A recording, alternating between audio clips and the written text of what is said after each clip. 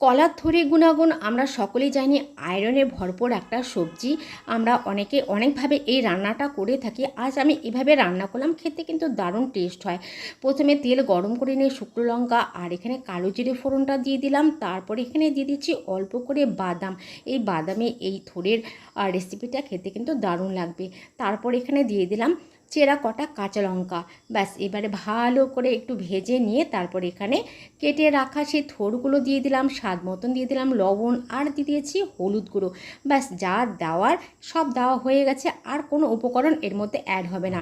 বেশ অনেকক্ষণ ধরে নেড়ে চেড়ে একদম লাল লাল করে ভেজে নিলাম। দেখতে পাচ্ছ বন্ধুরা পরিমাণে কতটা কমে গিয়েছে, অর্থাৎ এই ভাজাটা কিন্তু আমার হয়ে গেছে।